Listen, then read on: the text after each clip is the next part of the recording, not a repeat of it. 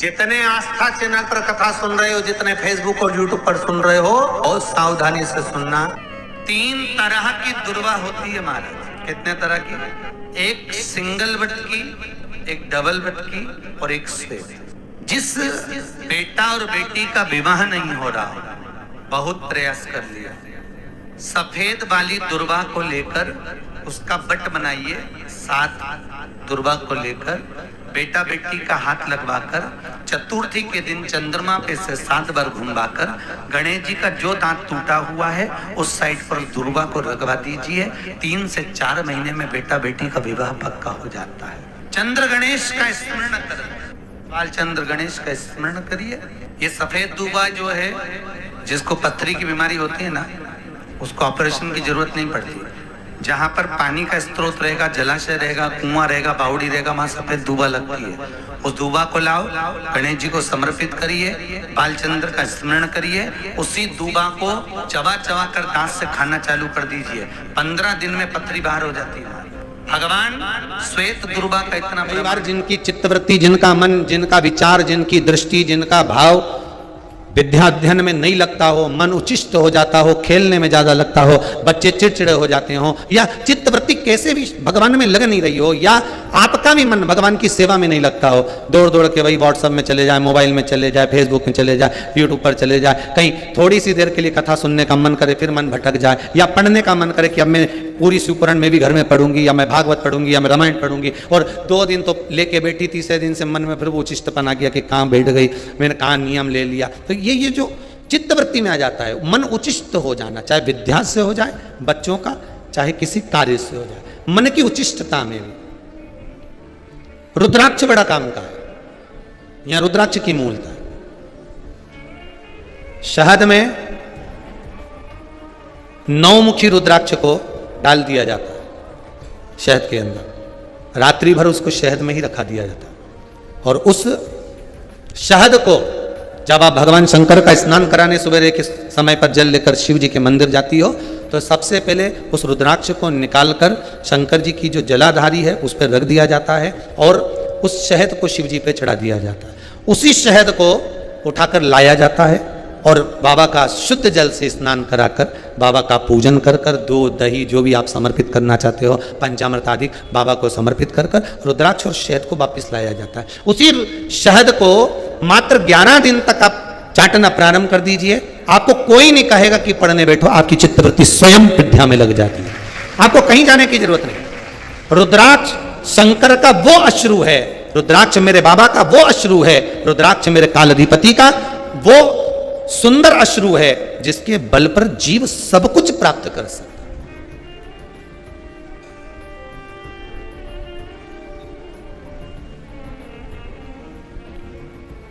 सब कुछ मिल सकता है, बस भरोसो दृढ़ चरणन के रो, विश्वास पूर्ण होना चाहिए। और मेरा शंभु विश्वास संसार के लोगों पर करोगे तो तोड़ देंगे, विश्वास संसार के मनुष्य पर करोगे तो तोड़ देंगे, पर विश्वास अगर देवाधिदेव महादेव पर होगा तो वो टूटेगा नहीं, और दृढ़ होता चले जाएगा, और प्रबल होता चले जाएगा, और दृढ़ और प्रबल।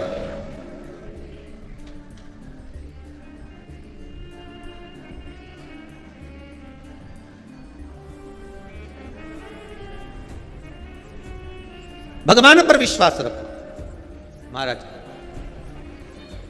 उधर इस पेट से जुड़ी हुई जो भी परेशानी हो, जितनी परेशानी पेट से जुड़ी हुई है, चाहे उधर के अंतर्गत कोई गांठ पड़ गई हो, कोई थैली में गांठ पड़ गई हो, हमारा डॉक्टर बोल रहा है कि इसका ऑपरेशन कराना पड़ेगा, या पेट से जुड़ी जितनी आदिक जितनी भी बीमारियां हो जाती, भद्राक्ष उस जगह पर काम आता है।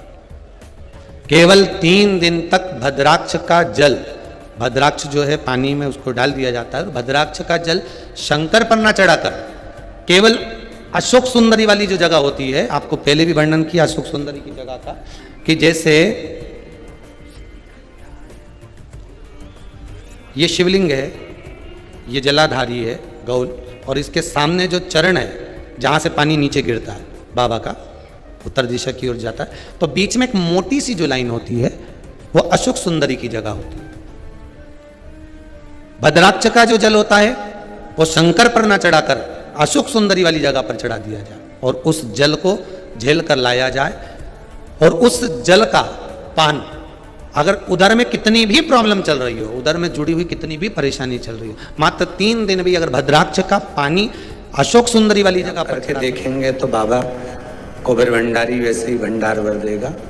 थोड़ा सा प्रयास, अगर आपके सबके घर में गंगा जल है तो एक प्रयास करके देखिएगा। कोई कार्य के लिए आप जा रहे हैं और वो कार्य अटक रहा है, नहीं हो रहा, बहुत प्रयास कर लिया, बहुत दिन से लगे हुए हो कि ये काम होना ही चाहिए, ये काम बहुत जरूरी है और होना ही चाहिए, नहीं हो रहा।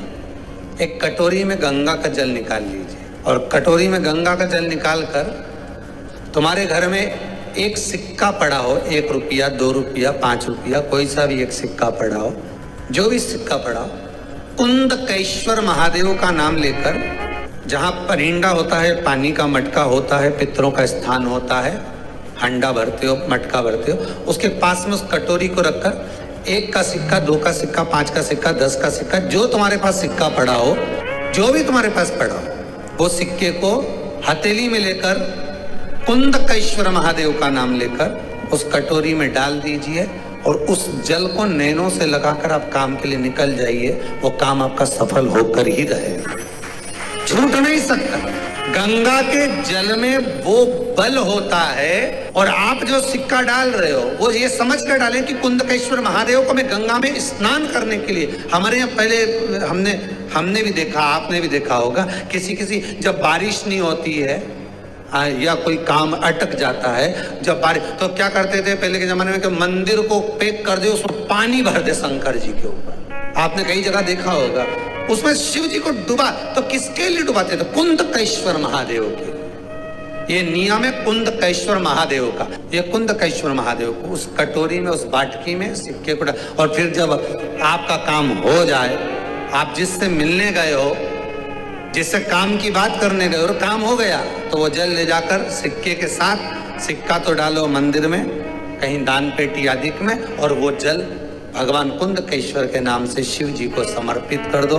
बाबा से विनती करो, बहुत बहुत साधुवाद है बाबा, आपने मेरी लाज रख ली, तेरी कृपा बनी रहे, बस ये सुख मिलता है, उसको धन्यवाद दो बाबा। बार बार हम तो रोज कहते, रोज प्रतिदिन उठो और उठते से धन्यवाद दे दो, धन्यवाद। उठते से पी लिया जाए तो मात्र पहले दिन से ही आराम मिलना प्रारंभ हो जाता। भद्राक्ष के जल का इतना स्मरण, भद्राक्ष एक होता है रुद्राक्ष, दूसरा होता है भद्राक्ष। उसके जल का मूल महत्व है। तप साधना में रुद्राक्ष मूल है, तप साधना में रुद्राक्ष की मूलता है। शिव को प्रिय है पुष्प में आंक का पुष्प, जो आंकड़े का पुष्प होता है, शंकर को बड़ा प्रिय है। और दूसरे नंबर पर शंकर को प्रिय है शमी का पुष्प, बहुत ध्यान देना महाराज। तीसरे नंबर पर शंकर को प्रिय है महाराज सरसों का पुष्प। सरसों होती है ना, जो राई अपन बोते हैं, सरसों बोते, उसमें पीले कलर का जो पुष्प लगता है।